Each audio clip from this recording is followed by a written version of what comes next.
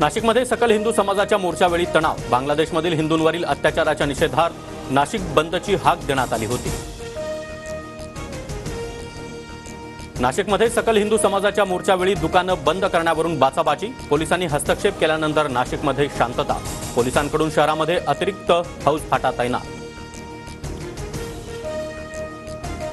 महंत रामगिरी महाराजांचं वादग्रस्त वक्तव्य। पोलिसांकडून गुन्हा दाखल। वैजापूरमध्ये 19 ऑगस्टपर्यंत जमावबंदी आदेश लागू। रामगिरी महाराजांच्या वादग्रस्त वक्तव्यामुळे वाद। छत्रपती संभाजीनगर पोलीस स्थानकासमोर तणाव। रामगिरी महाराजांना अटक करण्याची आंदोलकांची मागणी। रामगिरी महाराजांवर 2 ठिकाणी गुन्हे दाखल।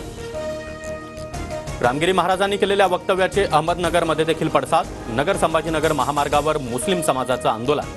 रामगिरी महाराजांनी केलेल्या वक्तव्याचा निषेध व्यक्त। हिंदूंनी संघटित राहावं हा एकच उद्देश। जे बोललो ते बोललो, आता नोटीस येईल तेव्हा पुढे बघू। वादग्रस्त वक्तव्यानंतर महंत रामगिरी महाराजांची प्रतिक्रिया। काँग्रेस आणि शरद पवारांनी मुख्यमंत्री पदाचा चेहरा जाहीर करावा, माझा पाठिंबा असेल। महाविकास आघाडीच्या निर्धार मेळाव्यात उद्धव ठाकरेंची भूमिका। ज्यांच्या जास्त जागा त्यांचा मुख्यमंत्री हे धोरण नको। चेहरा ठरवा आणि मग पुढे चला। जागेवरून मारामारी करू नका। उद्धव ठाकरेंचा महाविकास आघाडीच्या नेत्यांवर दबाव। अजितदादांनी सरड्यासारखा रंग बदलला। अचानक गुलाबी झालेत। आता हा गुलाबी सरडा बारामती सोडतोय। संजय राऊतांकडून अजित पवारांचा सरडा म्हणून उल्लेख।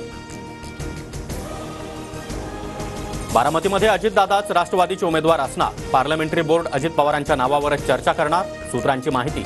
तर बारामतीमधून लढण्यास रस नसल्याचं अजित पवारांकडून स्पष्ट।